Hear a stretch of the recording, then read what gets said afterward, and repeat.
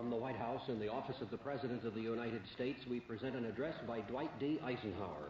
This is the farewell address for President Eisenhower, whose 8 years as chief executive come to an end at noon Friday. Mr. Eisenhower has chosen this time for his final speech. Ladies and gentlemen, the President of the United States. Good evening, my fellow Americans. First, I should like to express my gratitude to the radio and television networks for the opportunities they have given me over the years to bring reports and messages to our nation. My special thanks go to them for the opportunity of addressing you this evening. 3 days from now, after half a century in the service of our country, I shall lay down the responsibilities of office as, in traditional and solemn ceremony, the authority of the presidency is vested in my successor. This evening, I come to you with a message of leave-taking and farewell, and to share a few final thoughts with you, my countrymen. Like every other citizen, I wish the new president and all who will labor with him Godspeed. I pray that the coming years will be blessed with peace and prosperity for all. Our people expect their president and the Congress to find essential agreement on issues of great moment, the wise resolution of which will better shape the future of the nation. My own relations with the Congress, which began on a remote and tenuous basis when, long ago, a member of the Senate appointed me to West Point, have since ranged to the intimate during the war and immediate post-war period, and finally to the mutually interdependent during these past 8 years.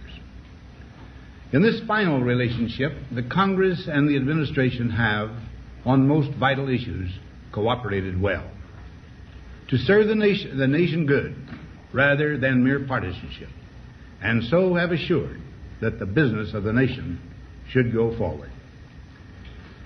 So my official relationship with the Congress ends in a feeling, on my part, of gratitude that we have been able to do so much together. We now stand 10 years past the midpoint of a century that has witnessed 4 major wars among great nations. 3 of these involved our own country.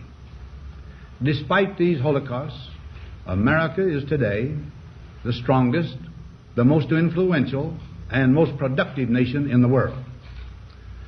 Understandably proud of this preeminence, we yet realize that America's leadership and prestige depend not merely upon our unmatched material progress, riches, and military strength, but on how we use our power in the interest of world peace and human betterment.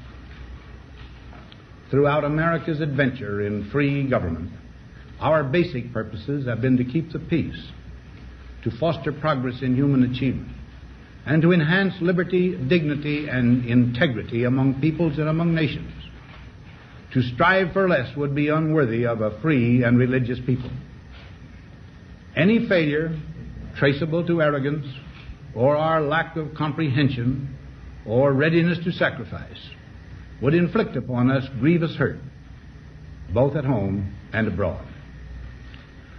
Progress toward these noble goals is persistently threatened by the conflict now engulfing the world.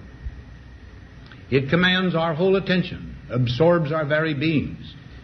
We face a hostile ideology, global in scope, atheistic in character, ruthless in purpose, and insidious in method.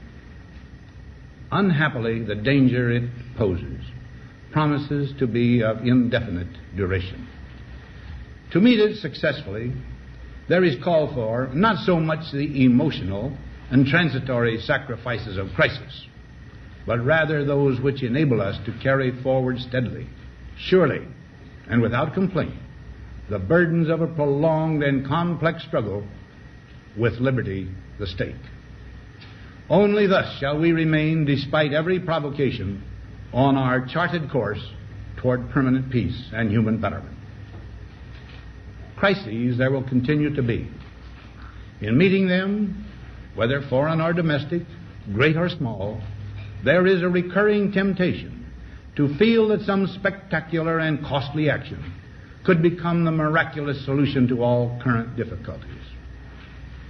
A huge increase in newer elements of our defenses, development of unrealistic programs to cure every ill in agriculture, a dramatic expansion in basic and applied research. These and many other possibilities, each possibly promising in itself, may be suggested as the only way to the road we wish to travel.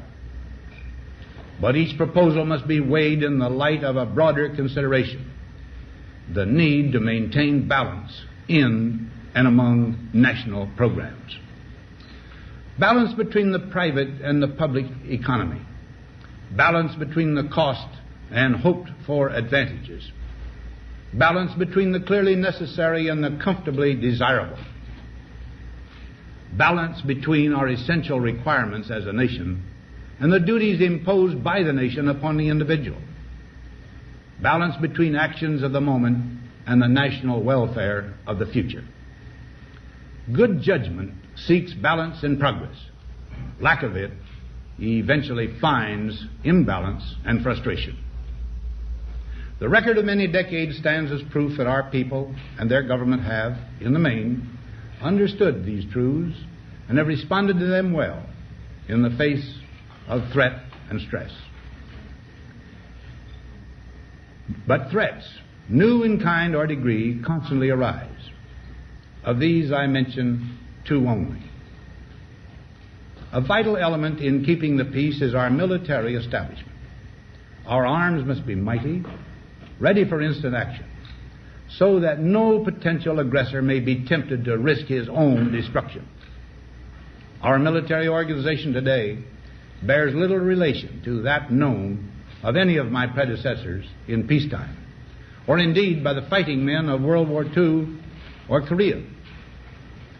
Until the latest of our world conflicts, the United States had no armaments industry. American makers of plowshares could, with time and as required, make swords as well. But we can no longer risk emergency improvisation of national defense. We have been compelled to create a permanent armaments industry of vast proportions. Added to this, 3.5 million men and women are directly engaged in the defense establishment. We annually spend on military security alone more than the net income of all United States corporations.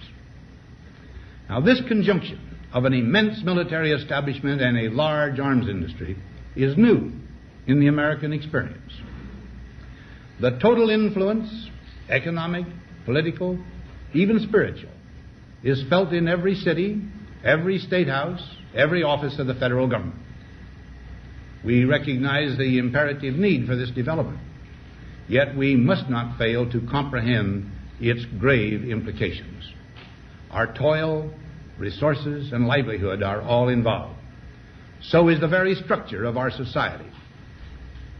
In the councils of government, we must guard against the acquisition of unwarranted influence, whether sought or unsought, by the military-industrial complex. The potential for the disastrous rise of misplaced power exists and will persist. We must never let the weight of this combination endanger our liberties or democratic processes. We should take nothing for granted.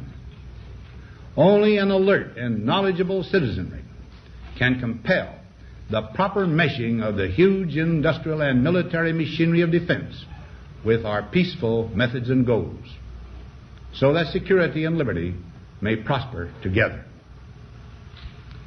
Akin to and largely responsible for the sweeping changes in our industrial military posture has been the technological revolution during recent decades. In this revolution, research has become central. It also becomes more formalized, complex, and costly. A steadily increasing share is conducted for, by, or at the direction of the federal government. Today, the solitary inventor, tinkering in his shop, has been overshadowed by task forces of scientists. in laboratories and testing fields. In the same fashion, the free university, historically the fountainhead of free ideas and scientific discovery, has experienced a revolution in the conduct of research. Partly because of the huge costs involved, a government contract becomes virtually a substitute for intellectual curiosity. For every old blackboard, there are now hundreds of new electronic computers. The prospect of domination of the nation's scholars by federal employment, project allocations, and the power of money is ever present and is gravely to be regarded. Yet in holding scientific research and discovery in respect, as we should, we must also be alert to the equal and opposite danger that public policy could itself become the captive of a scientific, technological elite. It is the task of statesmanship to mold, to balance, and to integrate these and other forces, new and old, within the principles of our democratic system, ever aiming toward the supreme goals of our free society. Another factor in maintaining balance involves the element of time. As we peer into society's future, we, you and I, and our government must avoid the impulse to live only for today, plundering for our own ease and convenience the precious resources of tomorrow. We cannot mortgage the material assets of our grandchildren without risking the loss also of their political and spiritual heritage. We want democracy to survive for all generations to come, not to become the insolvent phantom of tomorrow. During the long lane of the history yet to be written, America knows that this world of ours, ever growing smaller, must avoid becoming a community of dreadful fear and hate, and be instead a proud confederation of mutual trust and respect. Such a confederation must be one of equals. The weakest must come to the conference table with the same confidence as do we, protected as we are by our moral, economic, and military strength. That table, though scarred by many past frustrations, cannot be abandoned for the certainty agony of disarmament, of the battlefield. Disarmament with mutual honor and confidence is a continuing imperative. Together we must learn how to compose differences, not with arms, but with intellect and decent purpose. Because this need is so sharp and apparent, I confess that I lay down my official responsibilities in this field with a definite sense of disappointment. As one who has witnessed the horror and the lingering sadness of war, as one who knows that another war could utterly destroy this civilization which has been so slowly and painfully built over thousands of years, I wish I could say tonight that a lasting peace is in sight. Happily, I can say that war has been avoided. Steady progress toward our ultimate goal has been made, but so much remains to be done. As a private citizen, I shall never cease to do what little I can to help the world advance along that road. So in this, my last good night to you as your president, I thank you for the many opportunities you have given me for public service in war and in peace. I trust in that service, you find some things worthy. As for the rest of it, I know you will find ways to improve performance in the future. You and I, my fellow citizens, need to be strong in our faith that all nations under God will reach the goal of peace with justice. May we be ever unswerving in devotion to principle, confident but humble with power, diligent in pursuit of the nation's great goals. To all the peoples of the world, I once more give expression to America's prayerful and continuing aspiration.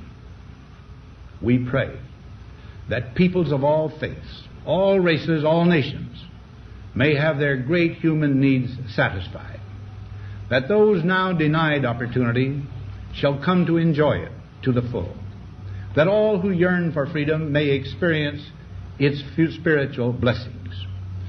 Those who have freedom will understand also its heavy responsibility, that all who are insensitive to the needs of others will learn charity, and that the scourges of poverty, disease, and ignorance will be made disappear from the earth, and that in the goodness of time all peoples will come to live together in a peace guaranteed by the binding force of mutual respect and love.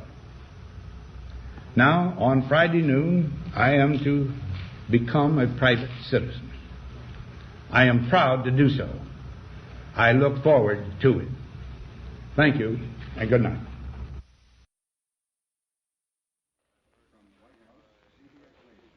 We have presented the farewell address by the President of the United States, Dwight D. Eisenhower, who spoke this evening from his office in the White House.